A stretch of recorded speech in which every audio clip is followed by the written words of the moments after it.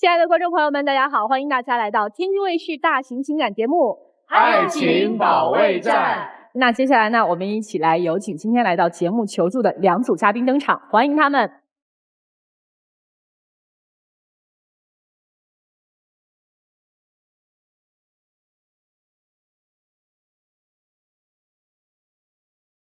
本期第一对情感嘉宾，赵先生53岁，来自河北个体；吴女士58岁，来自天津客服。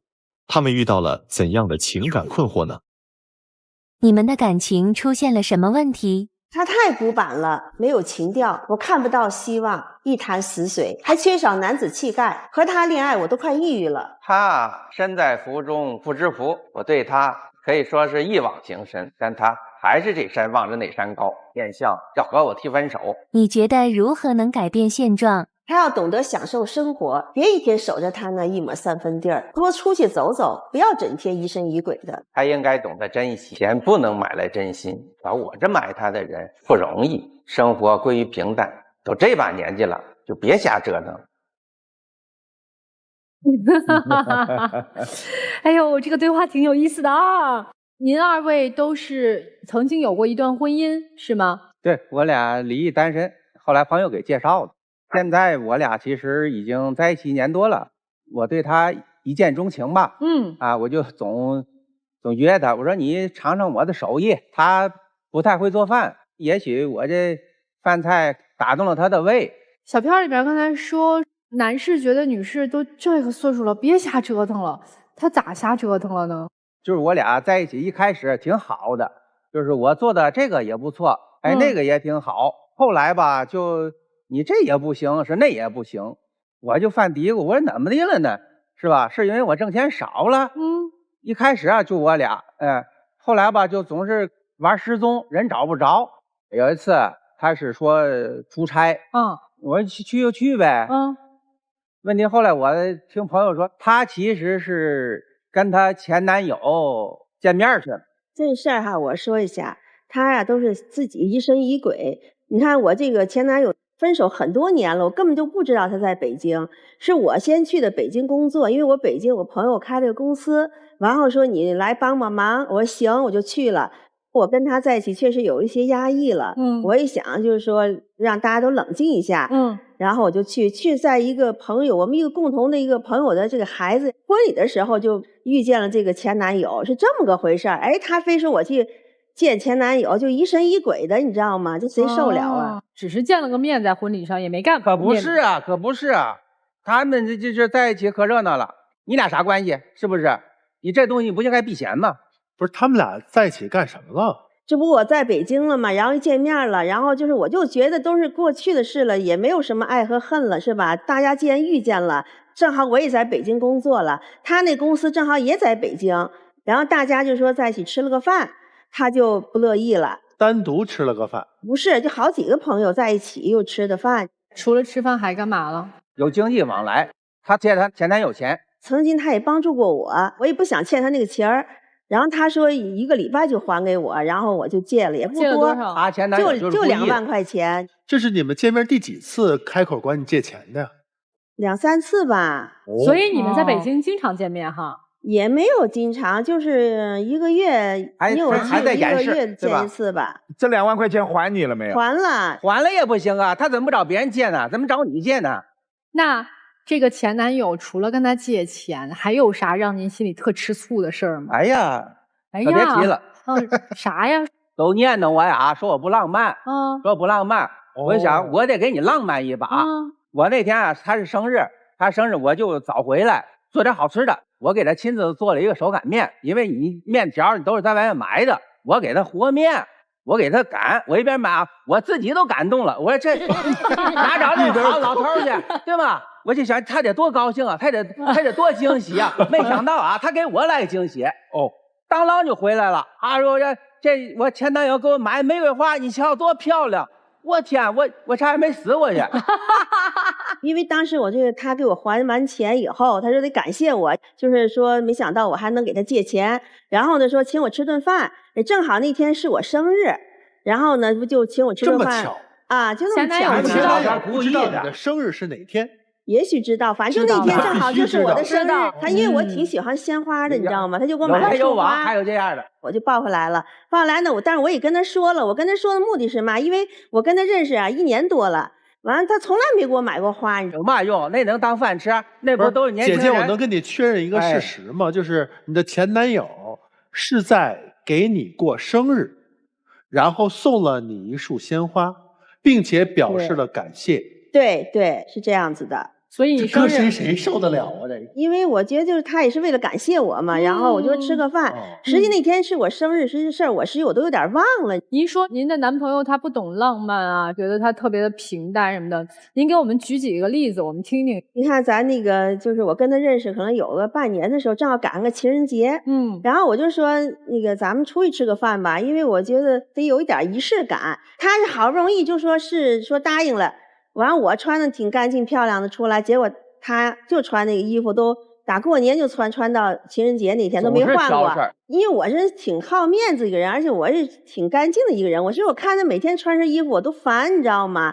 然后呢，但是我一想着他好不容易说出去吃饭了，我也就别为这个衣服事咱再生气是吧？然后我就说就去了，我就想去个就是大点的饭店啊，因为我觉得2个人吃饭花不了几百块钱。哎，他就不高兴。后来我一看他那脸色，算了，我就找一个就是普普通通的吃一个，对吗？不是，就是他，我就说就找一个，后来就找个不算大的一个小饭店吧。点菜的时候吧，他也是，你要看贵点菜，我得征求他这个菜行吗？哎呀，好嘛还不行啊，倍儿抠门还。然后我一看算了，我也挺生气，我说你要这样，我说我结账，你也别那么为难。完了他我不让他结账。然后呢，就点了几个菜，其实就点了4个菜，也没多点，结果就剩了他要打包，我说别拎着了，平时都打包，咱这回咱还得逛个街，我说那意思还得去看个电影，不是既然过节嘛，不得也不能光吃个饭嘛啊。他非打我也没心情了，那我说算了，我也不逛了，本身就从头到尾就没让我开心，你知道吗？街也没逛成，最后啊就回去了，后来。那饭盒，哎，我说咱扔了，这不都一次性饭盒吗？不让扔，就给你这饭盒挺好的。我说你这一次性饭盒，你说你留着干嘛？家里又不是没有电没有碗的。不就这样吗？是吧？你这也扔，那也扔，等你用的时候你再花钱买。不是你说他洗，他得洗拿水洗，还就花钱买垃圾袋，都得花钱嘛。我也不知道他节没节省，是不是？实际我就觉得没有节省，这想不明白。也不占地儿。刚开始的时候说他什么就是天天不着家什么之类，找不着人，这什么情况啊，大哥？不是。有时候说跟姐妹出去逛街去，逛街去咱不能拦着是吧？有逛到12点的嘛，是吧？那商场那点关门，我每天9点我就睡了，就等他10点没回来，11点还没回来，打电话问问吧，这么关心也没毛病吧，是吧？打电话不接，发微信也不回，哎呦，我这怎么的了呢？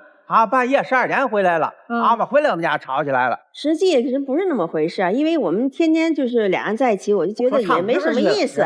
因为我喜欢就是唱个歌呀、逛个街呀什么的，他又不喜欢。那不喜欢我不就得约闺蜜去吗？他说我骗他是嘛？因为那天确实是去逛街去了。闺蜜唱歌，咱本来那天是等我说完，那天是逛街去了，可是男女临时呢，这不有一个电话过去，老同事打电话说咱们聚一下就聚一下吧，然后就说唱歌去。完他打电话吧，我就没听见。他就是那疑神疑鬼。你看我的同学同事，我们都认识几十年了。你说要有什么想法，乱七八糟想法，你说能跟他吗？对吧？而且他也都见过，他不是没见过。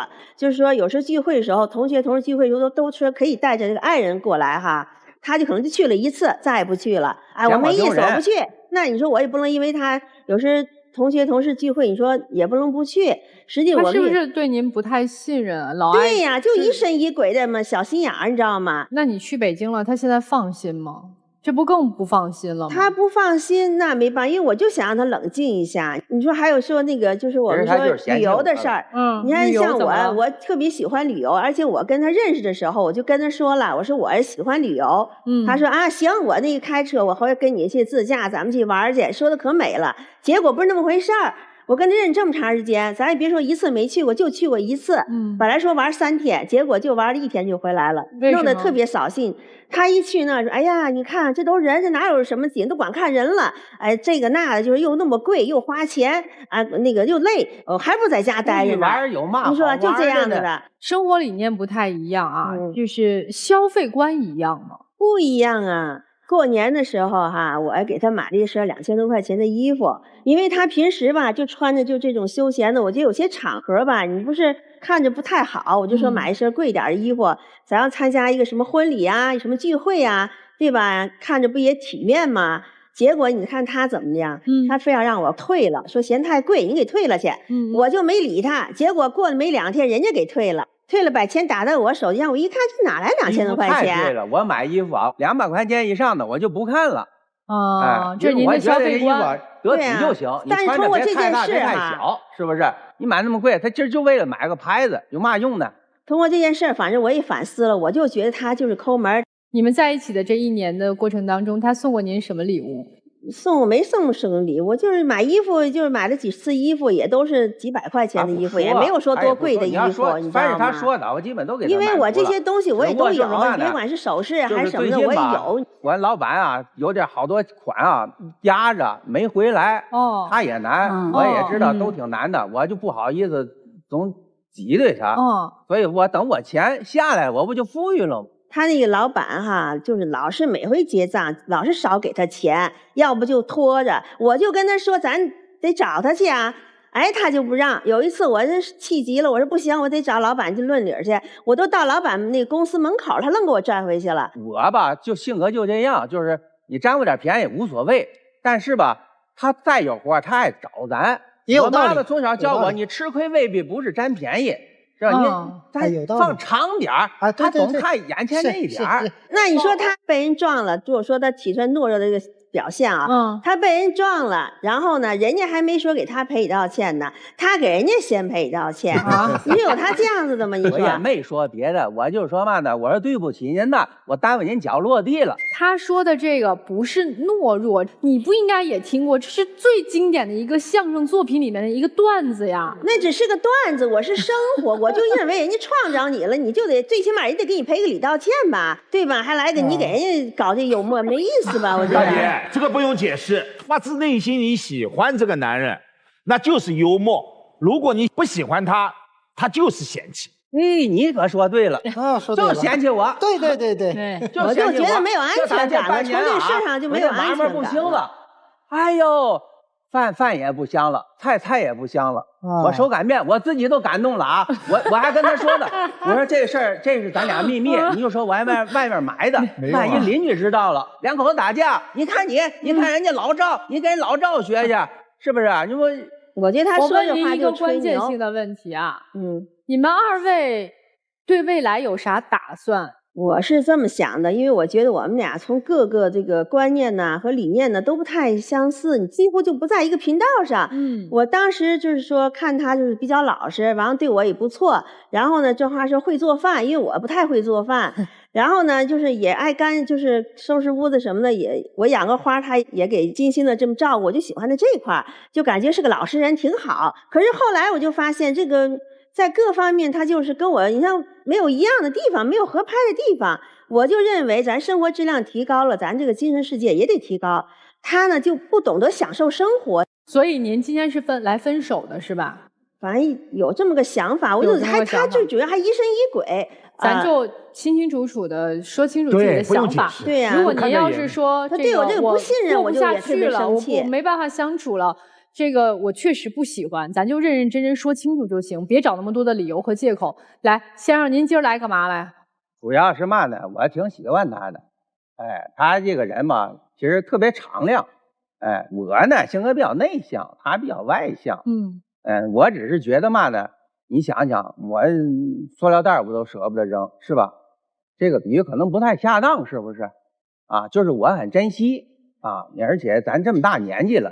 咱是过日子，咱不是玩。那如果这个女人她不喜欢您了，就是看不上了，我觉得我挺好的，她不觉得你好。是呢，所以我就不请老师们跟他聊聊，是吧？万一就把您的好通了呢，跟他说清楚了啊。那今天如果聊崩了呢？你怪我们吗？万一聊崩了。我也不应该怨你们，万一聊崩了也不应该怨我们。那您接受？按说是不应该怨你。按说，等会儿按说不应该这是咋的要怨呢？哦，我知道了，大哥，就是如果我们今天把你聊崩了，您就下期再来，换一波导师帮您聊。啊，明白了，明白了。这个建议好。那您接受这个结果吗？就不纠缠人家了。咱往最好的方向努力。好，咱也我们加油。最坏的打算啊，好嘞，加油！来，那我们问问今天同样来求助。哎呀，这太难问这小朋友们了，他们应该跟你们的父母年纪差不多大，用年轻人的思维啊，说说他们的情感。你们觉得他们两个人怎么样？我非常理解这位女士想要的那种浪漫的感觉，因为我也非常就是很喜欢这种就是突如其来的惊喜和浪漫。但是我自己本身是个很小心眼的人嘛，所以就是可能对于前男友之类的这个纠纷就是方面，我自己也会特别敏感。你俩也有前男友前女友的问题啊？哦，哎，姑娘，我问你一下，就是你觉得如果你男朋友啊给你做了一碗面作为你的生日礼物，这浪漫吗？我觉得如果是他自己做的，我会很开心。哦，因为他们现在孩子都不做饭，大哥。哎，来，那个男生呢？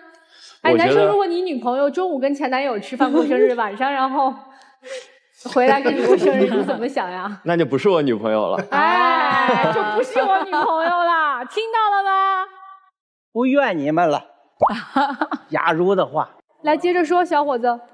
我觉得我要说一下这姨的问题吧。首先，我觉得这个大哥做面给你啊，也是一个很浪漫的事情。我觉得你有点不知足了。面条天天都能做，但是能吃到自己家里的男人做的这个饭啊，天天都吃。吃了1年多了都不像你年轻人。我就不会做饭。对呀，那你年轻嘛，他天天做。你看，这叫身在福中不知福啊。对，有点身在福中不知福了。吃1年多，你都得要吐了。而且我还真不爱吃面，就不爱吃面。哎呀，你叔叔有啥说的吗？叔，我觉得挺好的。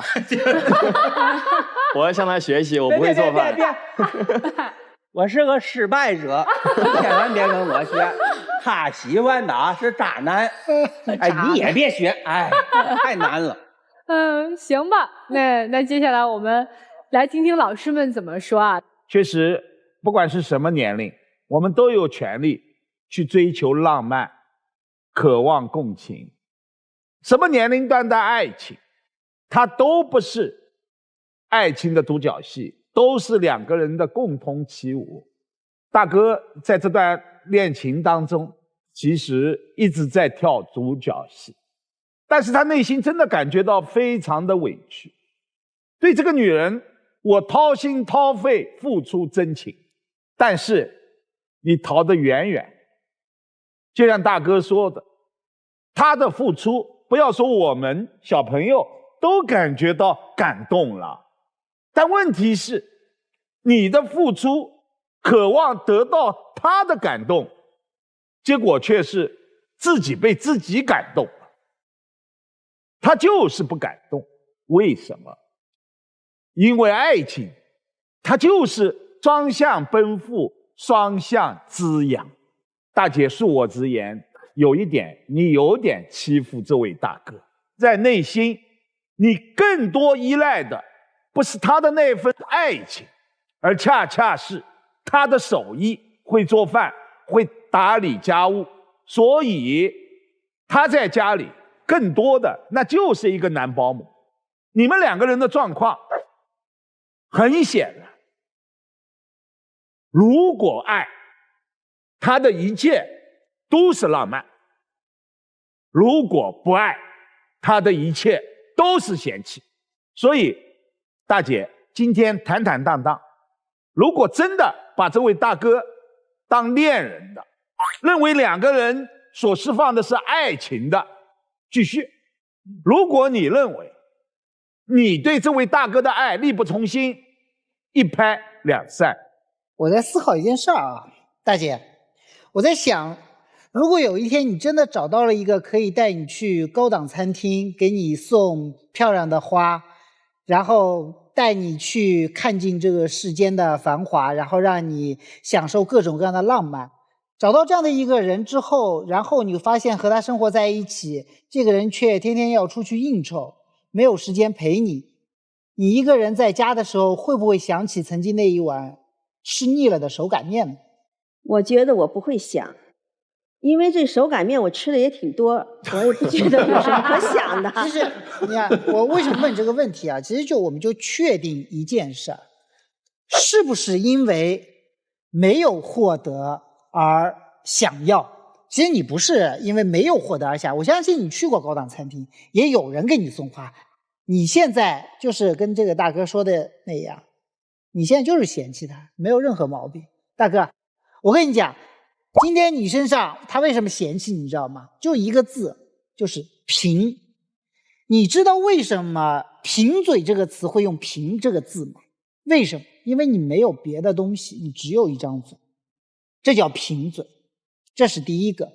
第二个，在他觉得应该有浪漫的那些时刻，他要的其实不是浪漫，而是一种浪漫的仪式，或者是他人有我也应该有的一种，对吧？一种表达。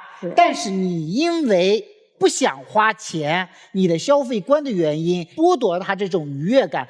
所以呢，第一个是贫嘴，第二个是贫乏，第三个我不说贫穷啊，但至少在现在这个阶段，你确实也不宽裕。这三个东西叠加在一起，就是一个贫字。您这一说，我觉得确实是我不好啊！不，这不是不好，没有好和不好。有一些人，打比方说，今天真的是一个已经是尝遍荣华富贵，只想返璞归真，他遇到了您这样的人，他可能觉得特别好。所有的那些东西他都吃腻了。今天他看到了你之后，觉得哎，你就一张嘴就特别可乐，而且你的精神层次很高。我没有觉得你精神层次不高，你的精神层次比他高。我懂您的意思。他还停留在物质层面，你已经超越物质层面了。所以啊，我觉得就算了，你就放他去看看他想要的那个世界。你看他现在跑到了北京，可能有更大的花花世界在等着他，而你呢，有更大的更丰富的精神世界等着你。我觉得您会找到属于你的爱情。50多岁谈恋爱也得正经谈呀，你既然谈恋爱，你就得认认真真负责任的谈呢。没有规定说到50多岁谈恋爱，我可以左边搂着前男友，右边搂着现男友吧。所以这是底线问题吧。好，来，接下来说晚上出去唱 KTV， 不接电话，不回信息，这是不是失联？这事儿在恋爱当中是不是也是底线问题？我找不着你人了，你去哪儿？你告诉我一声啊！你不跟我说，这是不是底线问题？肯定呀。为什么在50多岁的恋爱当中就觉得，哎呀，这没什么，我就是因为这个，因为那个，没什么可解释的，这都是恋爱当中的禁忌问题。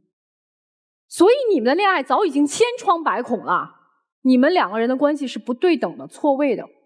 吴女士跟您在一起，她可能就是图有一个能给她做饭的人，有一个能在她空闲的时候给她一些陪伴的人。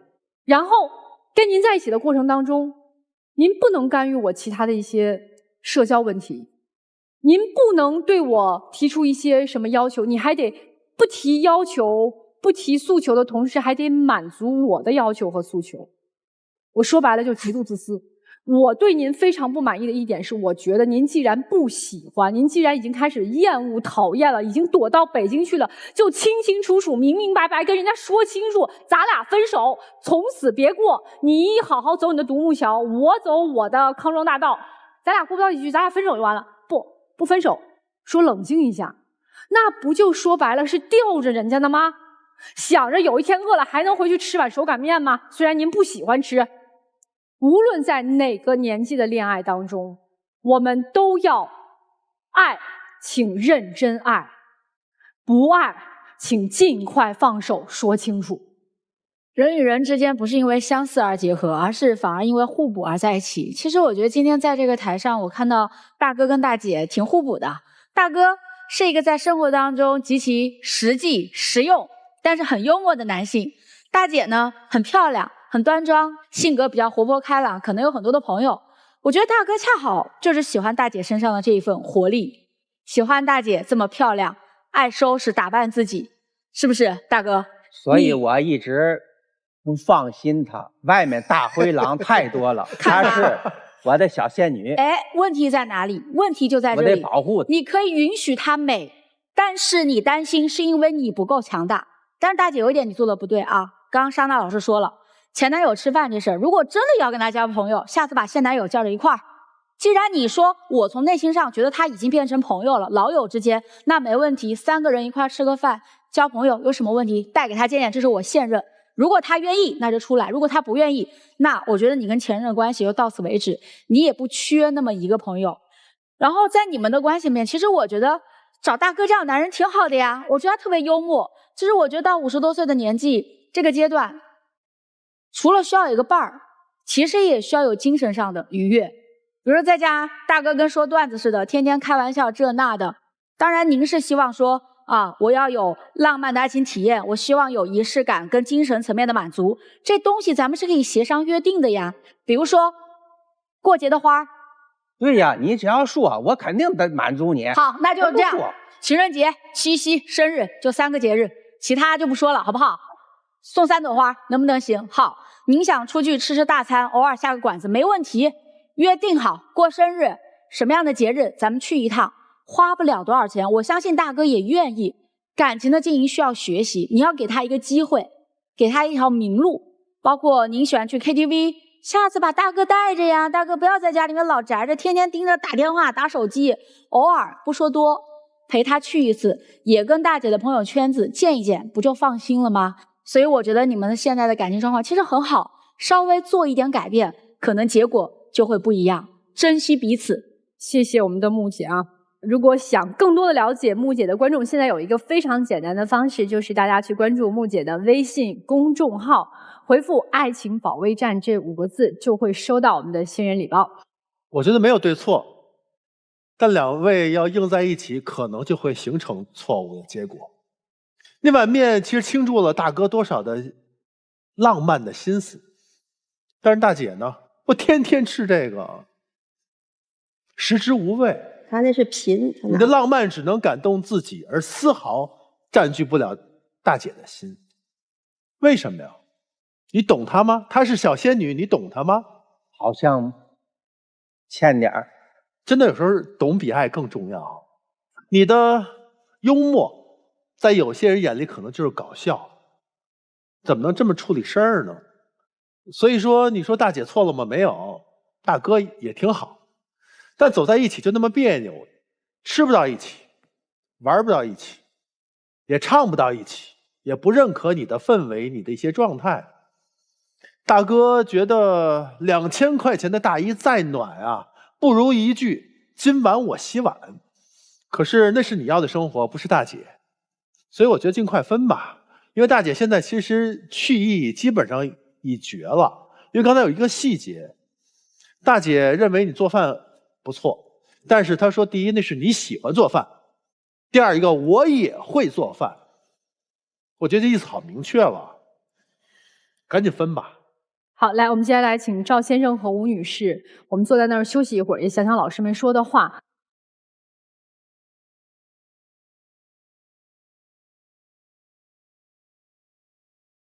本期第2对情感嘉宾，小叶22岁，来自广西学生，小邢23岁，来自安徽学生。他们遇到了怎样的感情问题呢？你们来这想解决什么问题？我是那种特别敏感又容易小心眼的女生，他对我特别的不上心，他总爱在我伤口上撒盐，我感受不到那种独属于我的偏爱。他和他前任之间有一段虐恋，他总喜欢把他对前任的气撒在我身上，对我特别疑神疑鬼。你们的恋爱谈到现在，对方发生了哪些变化？他对我越来越不耐烦了，而且越来越花心，总是触碰到我的底线。我觉得他现在越来越作了，以前我们闹矛盾，我哄哄就好了，现在总是对我又哭又闹的。今儿是来分手的？我其实不是很想分手，不想分。对，因为我觉得我要重新认识一个人，然后要从头开始，可能还要再一次的磨合。谈恋爱多久了？谈了2年多。是同学吗？不算是同专业的同学，就在一个学校里，对是吧？对对，都在一个学校啊。谁追的谁呀？当时？他追的我。他那个小票里面说到什么虐恋什么？是这样的，因为他是我的第2段恋爱嘛。我第1段我跟我那个前对象也是谈了2年多，但是那个男生他对我的控制和占有欲特别强，就是到最后我的圈子里就只有他一个人，就是他不让我和男生玩，有的时候女生也不让玩。我们俩也会有很多的争执和纠纷嘛，他有时候会对我动手，但是他又是那种给一个巴掌又给一颗糖的那种，他哄又好了，然后最后他跟我那个特别好的一个闺蜜在一起了。我卑微过，我去求了他别那么绝，然后他还动手了。然后因为我觉得这一段感情对我个人来说是一段非常屈辱的一个灰色历史，我就一直想把它压在一个心底，当成一个秘密，我不想去提起它，就是因为它会对我造成一个2次的伤害。因为愈合这段感情，我花了休学就是2年的时间去抚平我心中的伤口。我这2年我不敢交任何朋友，也不敢谈什么恋爱，然后后面才碰到他的。你当时出现这个情况的时候，有求助于家长吗？有，因为我当时我妈妈也很心疼我，她带我去看过，进行了很长一段时间的心理疏通和辅导。但是就是因为这段伤口，就是我一直不想去提他，但是就是之前我前男友，就是他可能脑子不太好，就是他可能就是隔一段时间发个短信骚扰你一下。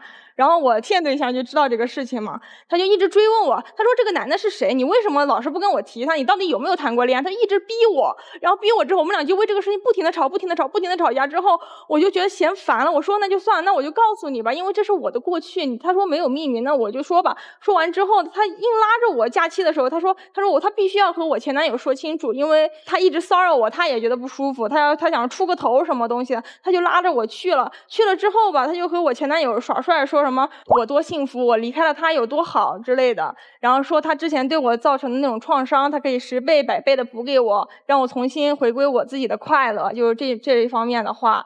但是我当时前男友说话特别不好听，他说那再怎么说他永远都是我的初恋，你们俩现在能谈多久还不一定，你俩那你为什么当时不反驳呢？我当时没有反驳吗？我当时反驳他，分手了。可是我当时也和他说了呀。他说我们永远都谈不下去，你为什么不反驳？我让他闭嘴，他走了，那我怎么办？你只是让他闭嘴，你是不是那我追上去吗？你是不是还想和他谈？你和他在一起活该，能谈2年。对，所以他后面他们俩去吵架，然后吵输了。对，然后他就把那个矛头指向我，他觉得是我的问题，然后他就一直回来和我吵这个事情，觉得就是我的问题，是我找了这样一个对象，然后忍气吞声和这样对象谈了2年，一切是我活该。所以我一开始我不愿意告诉他，就是因为这些。我说我想把我就是好不容易抚平的伤口，就永远的在那封住，就不要动它了。你现在你不仅把它撕开了，你还在上面撒盐。你有没有意识到这件事给他造成了2次伤害？没有意识到。你跑去跟他的前男友吵架，你没吵过人家，回来之后你说他和人家谈恋爱这件事情是活该，你受到创伤是活该，你说了他，你攻击了他，这就是你的问题了。咱们把这个事儿先放在一边，就总之在你们2个人的恋爱过程当中，其实女孩是带着上一段伤害的，然后你们2个人的恋爱现在还顺利吗？因为我就是比较敏感嘛，所以我现在就是在圈子里面的朋友特别少，只有一个女孩跟我玩得很好，但是我也是因为感觉到她最近和我对象的苗头不太对了，所以我就跟她也就闹掰了。就是我觉得他俩有点就是交流过密了，有点过于频繁了。就平时我对象送我礼物什么东西，他都会找那个女生问。就有一次在七夕的时候，我对象送了我一条裙子，是那种墨绿色的纱纱的，我特别喜欢，就是那种送到我心眼里的礼物了。我本来特别高兴那一天，然后他就跟我说这条裙子我选的是不是特别好？当时我特意发给了你闺蜜，让你闺蜜给我看的。那是不是你开心了吧？可是我想要的不是这个，我想要的不是那我之前给你选的礼物，你不也拒收了吗？他之前是给我送过一个礼物，就是他送了一个800多块钱的一个拍立得，那个东西我用不到，而且我觉得我们俩现在都是学生，花家里钱，就是你送一个太贵重的礼物给我，而且我用不上的话，为什么要把礼物拿价格来衡量呢？这不是钱和价格的问题。你还专门查了价格。我说的是那个女孩的问题，你不要把我的话题扯远了。现在你觉得那个女孩也有不对的苗头？对，然后其次那个女孩就是因为我们俩每次吵架嘛，我有时候赌气，我不想理她，我就晾会儿她，我想让她多哄哄我，她有时候就去找那个女孩说，让那个女孩过来哄我，就是我觉得我们俩。那你不理我不找她吗？那你找她有什么用呢？那我不找她，我们怎么和好？我需要的是她哄我吗？而且他说的话也不好听吧。他当时有一次他给我发那个信息，他说你就知足吧，我要是有你这么好的对象，我最多20分钟我就跟他和好了。我又不知道他会这么说。那你不知道你别找他呀。哎，我问一个大前提啊，这些事儿是发生在你男朋友知道了你过去那些创伤之前，还是知道了这些创伤之后？之后。你跟那个女孩现在不联系了？对，我跟那个女孩因为之前有一件事吵得有点凶了，就是因为我们俩比较喜欢旅游，然后之前就去了一趟广东佛山，然后那个女孩略过了我，就问我的对象广东佛山有什么好玩的地方，他让他给他。那我俩都去了，问谁不是差不多吗？什么叫问谁都差不多呀？然后问他要他做一份系统的攻略给他，哪地方好玩哪地方好吃。那但是那一份我跟他在一起玩的攻略都是我自己做的，那凭什么他能使唤到我的男朋友呢？所以因为这个事儿，你跟你的闺蜜闹掰了。对，那一件事的分寸感特别特别低。然后我当时我还发了个朋友圈，我说某某某，你对别人男朋友的分享欲和要求是不是太高了？这个事之后我们俩就吵了一架，之后就闹掰了。然后她还在帮我闺蜜说话，她说她觉得没有必要闹成这样，然后说什么说我们俩明明就是很小的事情，说如果因为她什么什么，就是我再少一个朋友，她觉得特别不值当，她可以退出什么。我就觉得本来你的朋友就少呀，我就觉得很莫名其妙。哎，你男朋友在这个跟异性的边界上有没有做了什么让你觉得不满意的行为？有，他有一个关系特别好的健身搭子，就是他们是一个班一个专业的，然后就可能会经常是有一些小组作业一起做什么的。然后男的女的？女的，在我们俩就是周年纪念日的时候，我给我对象做了一块那种小蛋糕，然后他当时挺高兴的，他就拍照发了个朋友圈，可能显摆一下他那个小蛋糕嘛。然后他那个健身搭子就在那下面评论说：“哇，这个小蛋糕看着好好吃，我也想尝一口。”然后他二话不说，他就切了1/3给那小姑娘送过去了。他就差没喂她嘴里了。什么叫只切了1/3？啊？话哪里难听？我只是在那不是留了2/3给你吗？而且你送给我的蛋糕，我想怎么给怎么给啊。所以就是他把这个蛋糕就给了那个女孩，你就不高兴了。对，健身搭子什么意思啊？就是跟他一起健身，是我的好朋友，对他的一个朋友。哦，那对他有什么非分之想吗？也没有吧，就平时有时候我失恋啊，他会安慰我一下。有时候什么叫平时有时候？就是遇见他之前，我失恋的时候，那个女孩都会安慰我，然后去外面给我带点吃的。这个女生她喜欢你吗？我不知道她喜不喜欢我。哈，你肯定是喜欢。哎，你为什么回答不是说她不喜欢我，而是说你不知道？所以健身搭子是个幌子。你们两个人现在快毕业了，对未来有什么打算吗？是这样，就是年初的时候，他让我到他家去了一趟，因为我会的才艺比较多嘛，他也经常跟他妈妈炫耀，说我什么就是自己学的钢琴，然后小提琴和舞蹈学到了就是6级，然后那个古筝弹到了10级，就说我特别特别厉害什么，然后他妈妈就不相信，他就让我就是过年那段时间，就是他带着那个大古筝背在身上，然后让我背着那个小提琴，我俩就一路从安徽跑到那个广西去，就为了就是在他们家给他们家展示一段。那不是为了让我妈肯定你吗？他妈妈是肯定了，他妈妈当时就问我说问我们以后想在哪边发展，然后他当时他就不乐意了，他就觉得现在说这个太早了。你觉得太快了吗？他们当时是这么说的吗？他们说问我们在哪定居，要给我们买房了。那你觉得太快了，为什么要带我回去呢？那我拎着那大包小包回去算什么？那给你们家当个笑料。那你为什么要去呢？因为宠他嘛。姑娘，我都想说你活该呀，怎么办？哎，那我想问一下男生，你觉得你俩到了哪一步？我觉得我们还在处于谈恋爱的状态吧，而且我们都还没有毕业啊，也没有稳定的工作，怎么说买房就买房？那肯定拒绝啊。你们两个人有对毕业之后做过打算吗？他是想考研吧，我是想回去找工作了。你回哪儿？回广西找工作？对，回广西找工作了。那你考研考哪儿啊？他去哪儿我考哪儿。你觉得这男生如果他对你的喜欢和爱满分是10分的话，你觉得他有几分喜欢你？这个我说不准，因为他对你上心的时候也是真的很上心，但我就觉得他对他异性的那种边界感和分寸感实在是太差了，所以他的这个感觉就让你特别特别的难受。对，他让我特别没有安全感，而且我觉得这一份爱不是属于我的，它可以扩散给很多很多人，只要别人需要。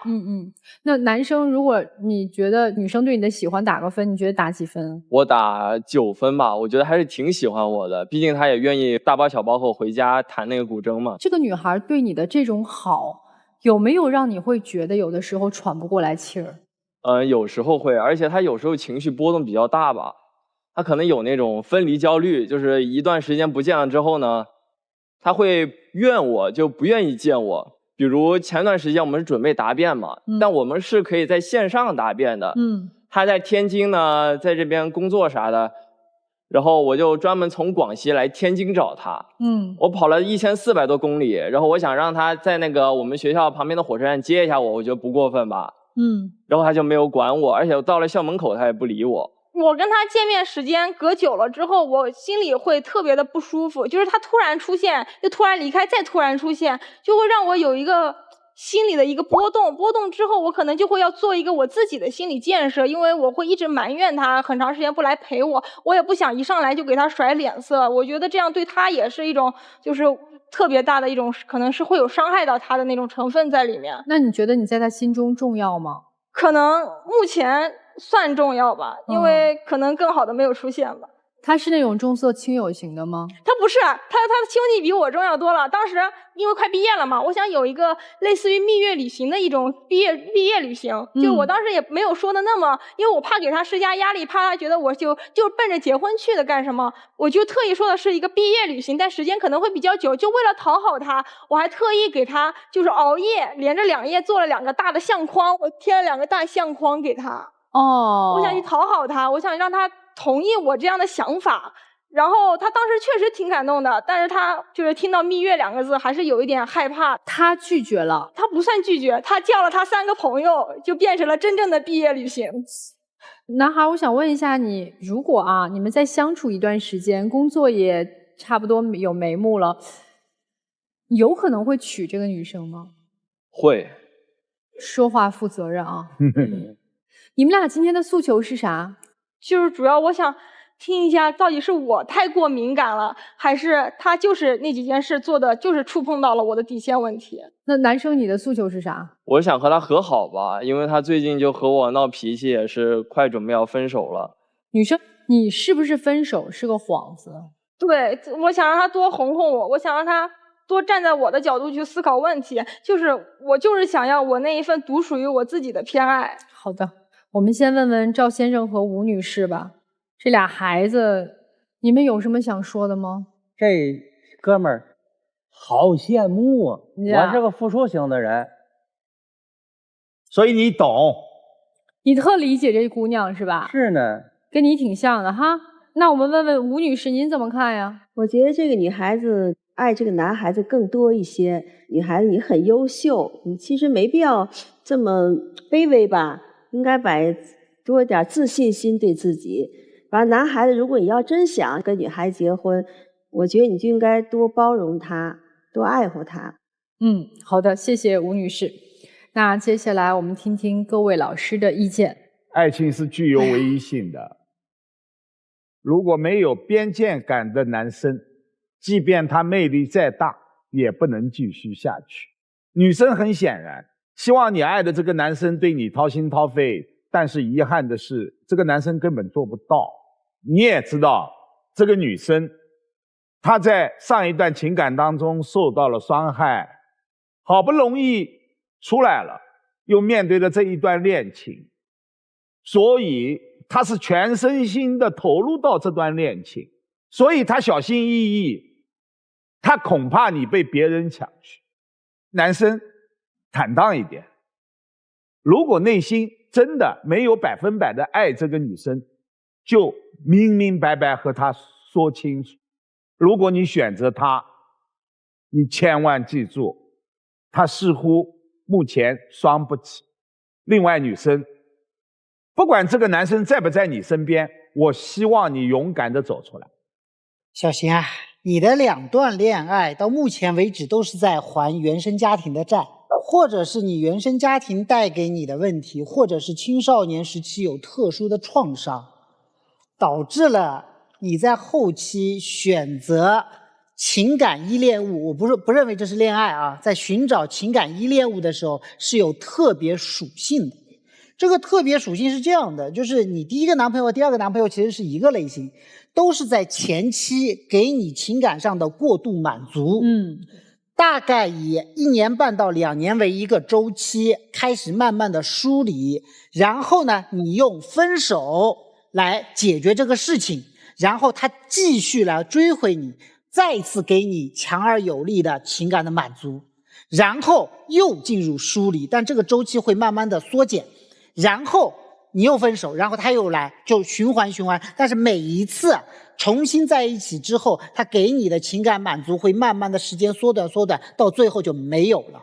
你现在男朋友和你的前男友一样是控制欲极强的人，为什么？就是一样，就是你从原生家庭里面带来的所谓的安全感的缺失，所以你要寻找一个情感的依恋物，所以两个人对于你的掌控、控制和过度的情感付出，才让你感觉到安全。但日常生活里面是不需要的，且这种情感的给予是不能持久的，所以我说它是情感依恋物，它不是爱情。那么男生这边，我跟你讲，就是你现在虽然还没有意识到，但是其实在你驯化这个姑娘的同时，这个姑娘也在驯化你，她用她对你的依恋在驯化你，让你觉得在这个世界上原来情感可以变得如此的没有边界，原来我可以那么自由自在的把绝情的话说出口，居然她还可以忍受，原来我可以这样去提要求，居然她可以忍受，原来我可以去做那么多没有边界的事情，原来我的女朋友是可以忍受的，这对于你本身也是一种伤害。所以现在我觉得你们两个人真正应该思考的不是这段恋爱怎么谈，姑娘应该考虑怎么样重塑自我，你的自我不能再去寄托到某一个情感的依恋物身上了，你应该去找到真正对自我评价的方式。你为什么好？你的好不通过考证，你的好不通过更多的技能，你本身就是好的，你原生就是好的。至于男生，不是所有别人对你的好你都可以肆无忌惮接受的，对于你的整个行为和性格的塑造，对你一生的影响会很大很大。这个时候你真的应该好好的为他考虑，不要因为别人对你的爱和对你的好，你就肆无忌惮的释放自己内心的自私。千万不要去广西，因为你非常缺乏自信。你看你学了那么多的才艺，长得也好看，个子也高，但是你永远都是好像一副唯唯诺诺的，要讨好别人的感觉。就你应该让自己变得更加的自信起来。你今天来就是想跟我们求证一下，是自己太敏感了，还是说确实你的闺蜜做的是有问题的？你闺蜜的很多的行为确实是越界的，这不是你敏感的问题。但是为什么他们两个人都可以去这么做？而且我刚才特意问了一下时间点，就是是否知道你曾经受过伤？他是在知道这件事情之后依然去这样做的。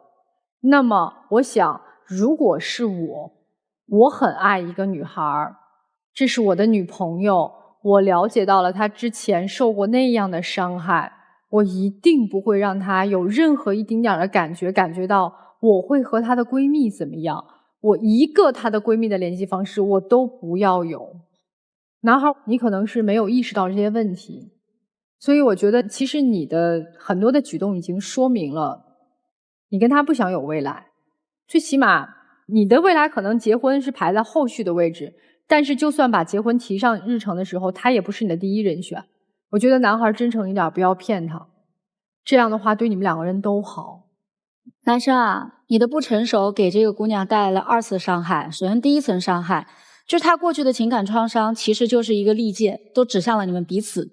女生的初恋让她经历了控制、背叛，给她造成了那么严重的一个心理创伤。其实她说了，她这个事情她不想回忆的，是因为你的好奇心，你在好奇心的驱使下，然后让她去分享了，然后这个女孩子没有保留，把自己内心最脆弱的那一块跟你讲了之后，反过来你又刚刚在我们台上说活该你这2年跟了她，伤人吧。当然我知道你的年纪不大，你才20多岁，你可能没有这么多的想法跟边界，所以这就是你很不成熟的点。所以当你在不断翻旧账的时候，其实你就成了他过往经历当中的加害者一员。你对他的伤害的第2层没有边界感，你知道闺蜜是他的死穴，但是你干了什么？买礼物真的要问他的闺蜜吗？你连你自己女朋友都了解不清楚，要问一个女孩子吗？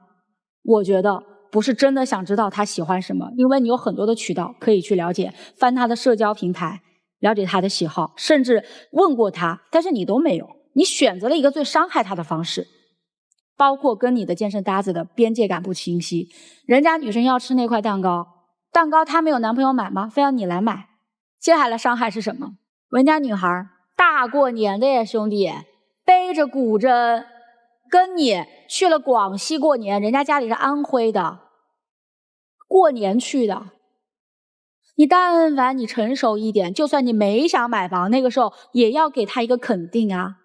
谢谢爸爸妈妈为我们考虑，好，我们再商量一下。其实就是那么一句话，你非要在那个桌子上驳人家面子，人家是去你们家表演，对吧？弹着古筝，什么都不图，你连一句安慰的话、肯定的语句你都给不了，你还能给他什么？然后姑娘，我想跟你说啊，面对你的创伤，过去的背叛不能成为你当下或者未来关系的枷锁。我们无法改变过去，但是我们可以改变对于过去的态度，我们可以重新解释它，治愈好自己，重新上路，加油！谢谢木姐。那如果大家想更多了解木姐的观众朋友，去关注木姐的微信公众号，你只需要回复"爱情保卫战"5个字，就会收到新人礼。失恋很丢人吗？女生？失恋我觉得不丢人，但是被背叛很丢人吗？被背叛也不丢人，但是我明确的知道他不是对的人，但是我对他低三下四，我觉得这一点很丢人。很好，那你觉得现在和他在一起，你做的那些付出没有得到回报，你觉得丢人吗？不丢人，我努力过了。又好了一点。其实你在向外求助的时候，你要知道一个原理是什么？任何人都救不了你，任何人做的只有4个字儿：助人自助。就是你的命运、你的幸福不是来自于任何人，不是你的原生家庭，更不是你的恋人，而是你自己。我们有的时候去找对象，我们其实是能一步到位找到那个对的人吗？我们得不断的试错。那同时你也得必须让错的人离开，你才能给那个对的人让个位置啊。所以说你要勇敢的去走自己的路，不要跟着别人走。你有那么多的才艺，你最喜欢自己是拥有哪项才艺？我最喜欢自己在我需要的时候各项才艺都能拿得出手。拿得出手是不是？对。我想给你纠正一下，拿得出手是给别人拿得出手，因为你弹琴可能那个人他是牛，他不懂不感兴趣，他说我想看跳舞，你马上去学跳舞啊。好，你学了跳舞，那个人想听唱歌，你去学唱歌吗？所以拿得出手是让自己自信，我们不是满足别人，我们是要自我实现。当你在任何时候你都觉得自己有价值的时候，那自然欣赏你弹琴的那个人就会来，而吸引来的不是那个想看你跳舞的。所以不要那么费心思去外求了，做好自己，你的幸福一定会来。让不合适的人都走，你的幸福的可能性就会越来越多。祝福你。那接下来呢，请我们2组嘉宾都回到门后啊，想一想老师们刚才说的话啊，是否要选择出来？今天这2组嘉宾都有点悬念呀。好了，那在揭晓我们今天第1组嘉宾的结果之前呢，要提醒一下电视机前的观众朋友们，可以登录优酷视频、腾讯视频收看节目的完整内容。好了，来我们一起来看第1组的结果如何啊？3、2、1，请开门。你估计更不会出来了吧？啊，没了。大哥说了，大哥刚才说这我不怪你们了。其实大哥心里也清楚，可能就是不甘吧。啊，好，来，那我们第2组的这个情侣会不会出来呢？3、2、1，请开门。不会出来吧？不会了吧？我觉得不会。呀啊，出来了！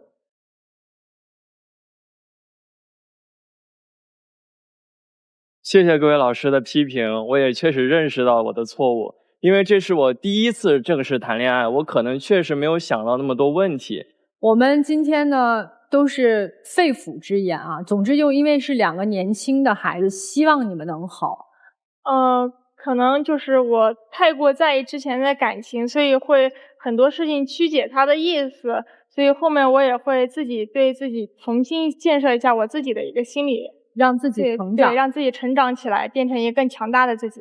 好的，谢谢你们啊。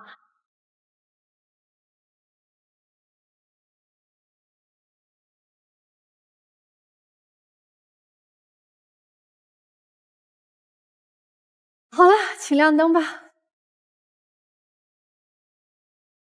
谢谢你们啊，祝福你们啊！好，再见，谢谢老师，再见。